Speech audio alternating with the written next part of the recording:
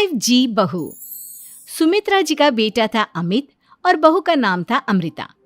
सुमित्रा जी की बहू की बातें सुनकर ऐसा लगता था कि जैसे वो बहुत इंटेलिजेंट है, क्योंकि उससे कभी भी कोई भी सवाल पूछो फट से जवाब दे देती थी। अरे भाई, उसके जवाब से तो गूगल भी पीछे रह जाता था। और इसलिए कम से कम सुमित्रा जी के घर में तो किसी को भी गूगल की जरूरत ही नहीं पड़ती थी। जब भी घर में कोई बात चलती, कोई कुछ भी कहता, तो अमृता फट से कह देती, ये तो मेरे साथ भी हुआ था, मुझे इसके बारे में सब मालूम है।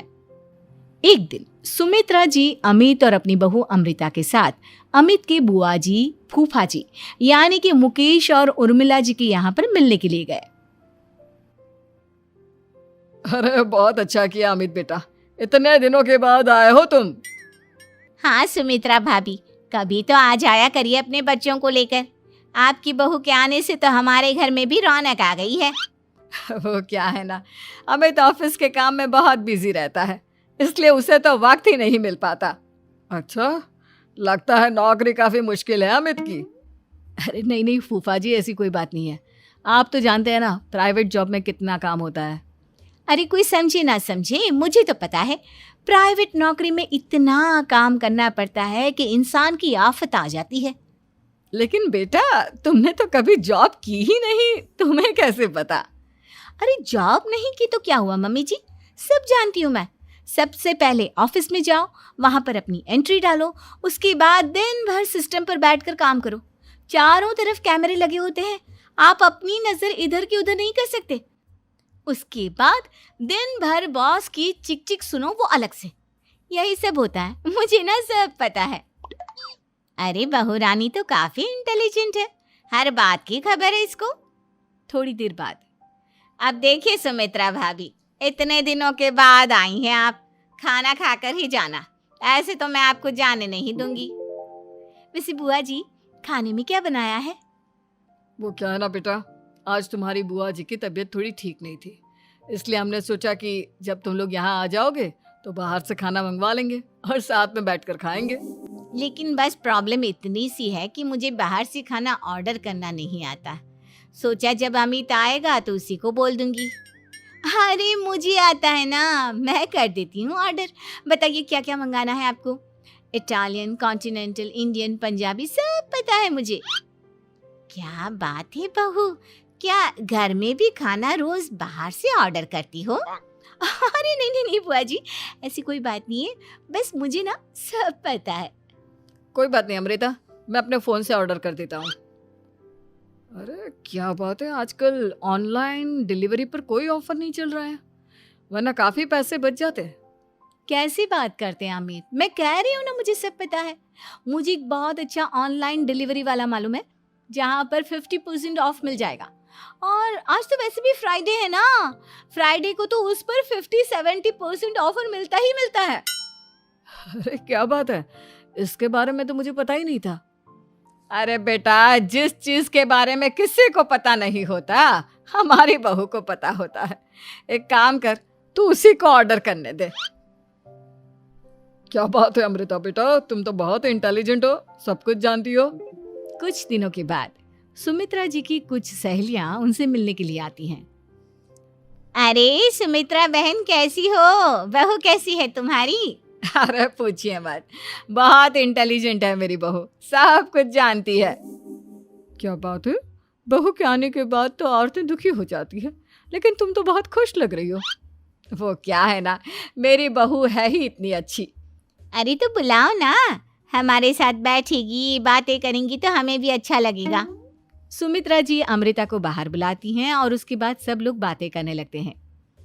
क्या बताऊं, कुछ दिनों से घुटनों में इतना दर्द हो रहा है कि चला भी नहीं जाता। अब बुढ़ापे में तो ये सब चलता ही रहता है, क्या कर सकते हैं।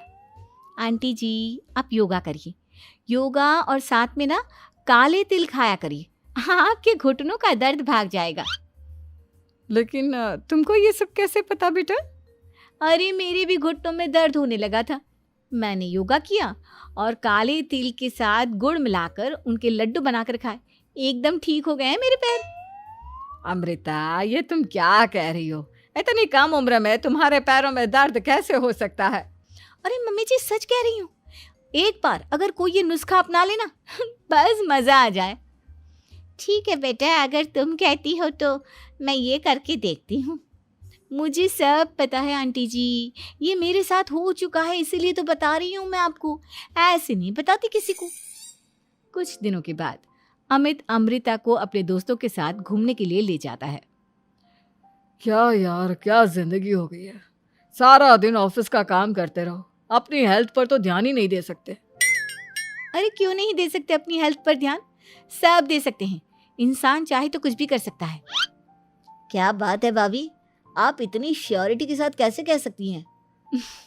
अरे आजकल ना एक से एक एप्लीकेशन है मार्केट में, और जानते हैं उसमें कुछ एक्सरसाइज तो ऐसी बताते हैं जिन्हें आप अपने ऑफिस में बैठे बैठे, मेरा मतलब लैपटॉप पर काम करते करते भी कर सकते हैं।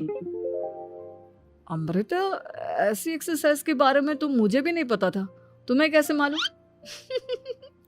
अरे मुझे सब पता है, हर चीज की खबर रखती हूँ मैं, जानते हैं ना आप।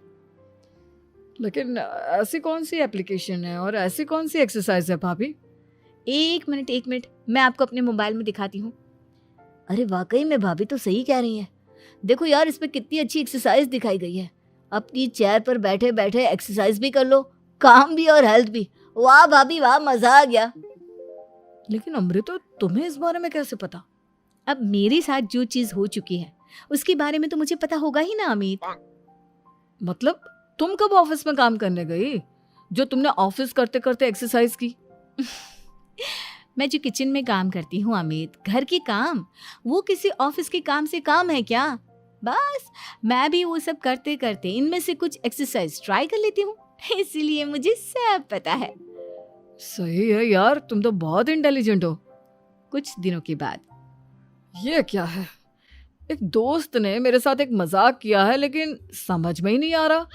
अरे बेटा, तो अमृता से पूछ लेना, उसके पास कोई ना कोई जवाब जरूर होगा। ठीक कहती है मम्मी जी, मैं सब जानती हूँ। लेकिन अमृता, ये थोड़ा मुश्किल है, सोच लो। मेरे लिए कुछ भी मुश्किल नहीं, दुनिया की कोई भी पहेली हो मैं चुटकी में सॉल्व कर लेती हूँ। अच्छा ठीक है, देखो मेरे दोस्त ने मुझे एक खाली पेपर दिया है और कहा है कि इस पर उसने मेरे लिए कुछ मैसेज लिखा है। अब एक बात बताओ यार, खाली पेपर पर, I mean, जिस पर कुछ भी नहीं लिखा हुआ, उसे मैं कैसे पढ़कर बताऊं? अरे बस इतनी सी बात, इसे तो मैं चुटकियों में सॉल्व कर दूंगी अमित।